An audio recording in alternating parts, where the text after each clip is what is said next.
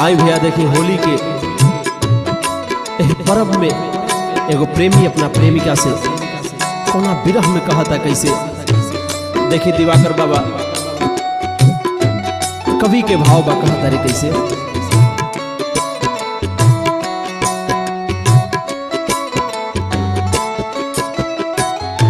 फागुन में आई तो हार दुआरा पटोलिया,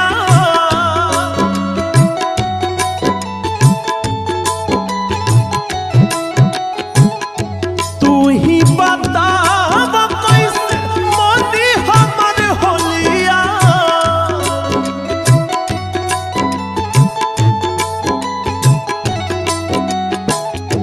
फागुन में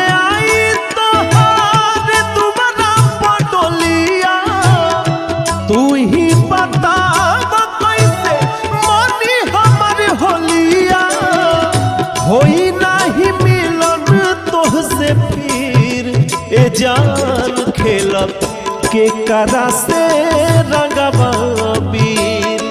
ए जान खेलब के करा से रंगवा बीर।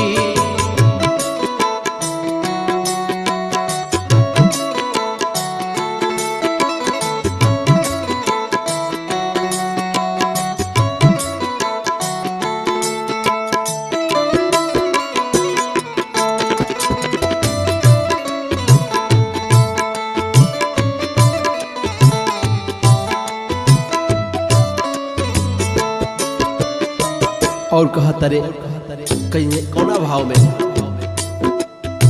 सांघवा में खेलत रहू हर साल होलिया, बड़ा निक लागत रहे कोइल ठिठोलिया।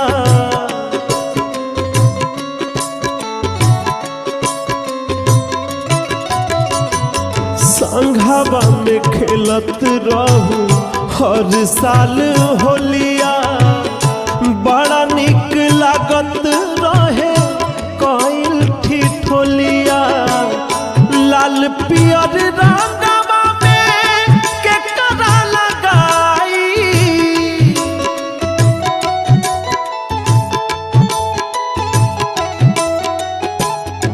दिलवा के सरधा हो कोई से पुराई।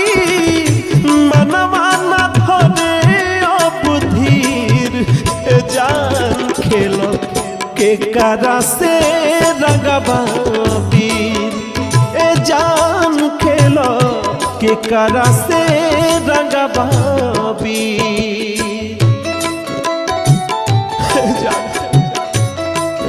लागत कि हमरा से होली इंशाल्लाह मन पाई। कोना भाव में विरह कहा तरीके से।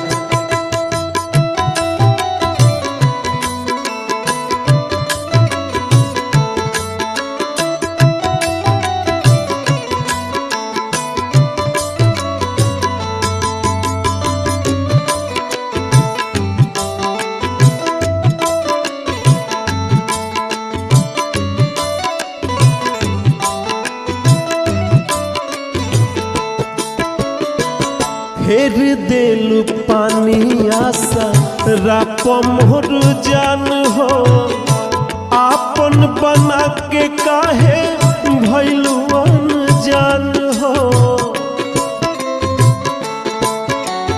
कहा गलती रहे। हाँ फेर देलु पानी आशा राप मोर जान हो, आपन बना के काहे भइलु अनजान हो। चल जइबू तू तो अपियवा के देशवा,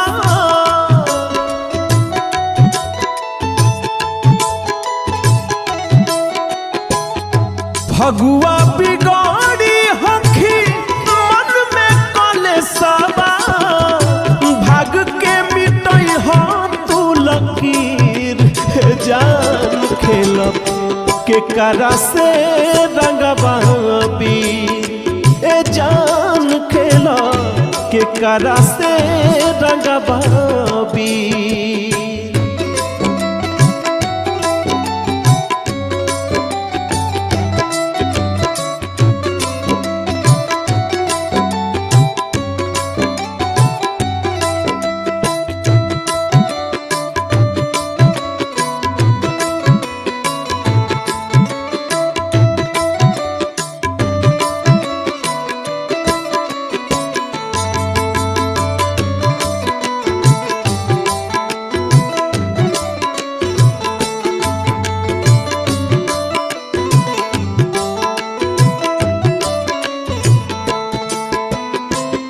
में कहता ए दिवाकर बाबा देखी बिने बिलाउर गीत के रचना के लिए बनी लइका कोना भाव में कहता कैसे बिनय बेलाउर पाहो जैबू कुर्बान हो राजा भोजपुरिया के तुरियर मान हो।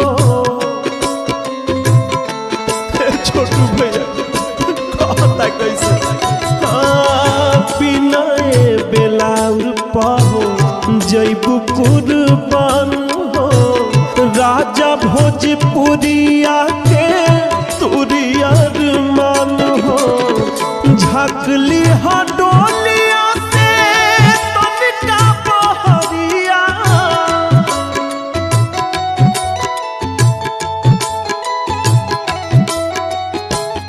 रही प्रेमी रोवत तोहरी दुवरिया नैन बहाई खूब नींद जान खेलब के करा से रंगबाबी जान खेला के करा से रंगबाबी।